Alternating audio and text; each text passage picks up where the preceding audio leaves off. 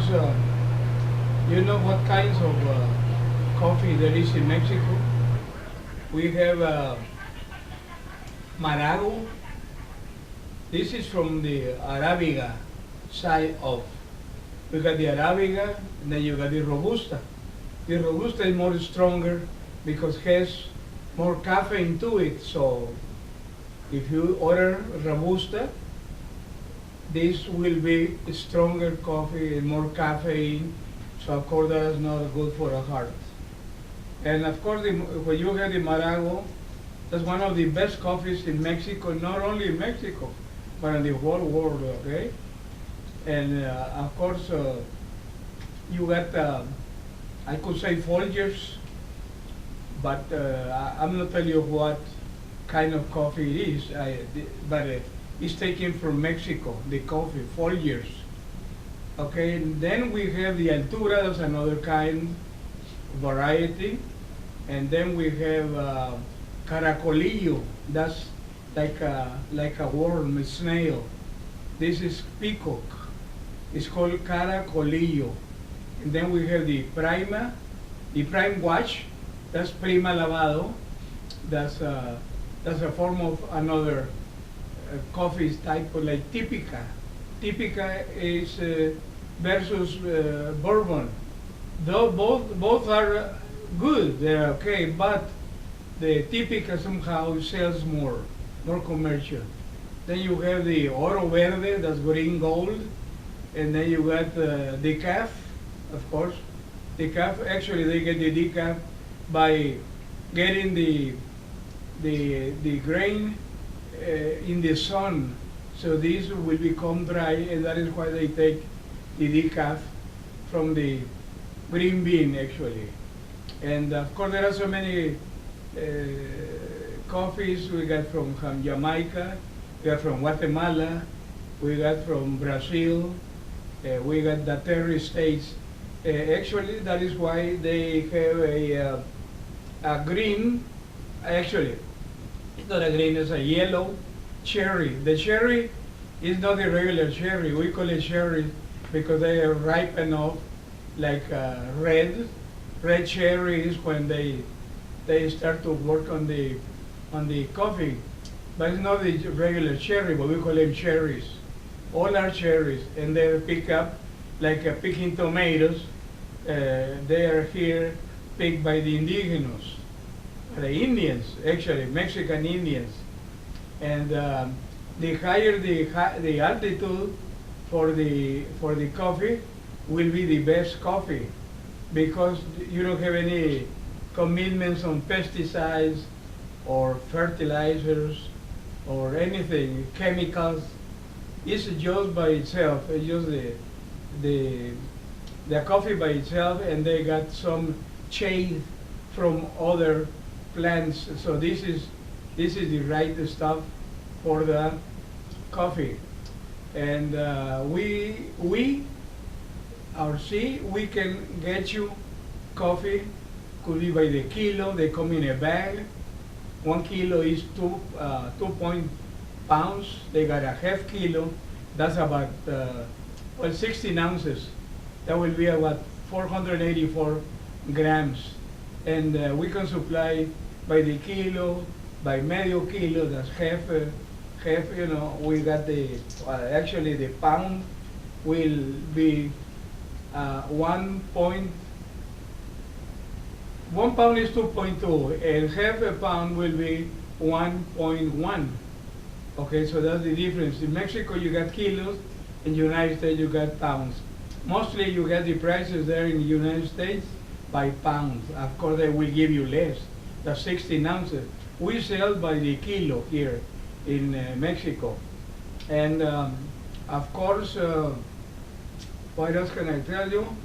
Where do you deliver? In Mexico? Okay, we can deliver it to Laredo, Texas, through the port of Veracruz, New York, port of Los Angeles, through San Pedro, you know, there. And we can get you anywhere in the United States. And of course, it's overseas. You have to buy the container or whatever. You have to trust us, actually, because no container will be out of Mexico without for you having paid for the goods. So if you wanna, this is a substantial amount, like 150,000, 180,000, or you can buy 1 ton, 2 tons, 3 tons, 5 tons, and the container comes for, could be 17 tons, 17.5 actually, and you will have about 250 sacks or costales, we call costales. That's a youth bags, that's 250. If it's 20-foot container, it will be about 180 or so. 1 ton makes about 28.9 sacks, or this will be, or 69 kilos each. That's the capacity. Okay, and of course we have another. Green and roasted. You sell green and roasted. If it's roasted, it will be less because the coffee expands a little, so it's about 20% expand. So the coffee, if it's roasted, will weigh less. Let us say that 55 pounds of roast coffee, then or tostado, then we will have about 69 green coffees. So you will have about 20% loss in there. If you want to, from green coffee to make it toasted or roasted, you will lose about 20% on bulk, actually on weight. So you need more coffee to make the 69 kilos because it will be less waste. Yeah, less weight.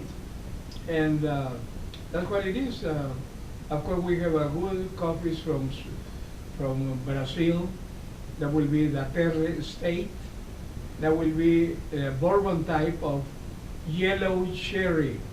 These are sweetest instead of the regular red cherry bourbon.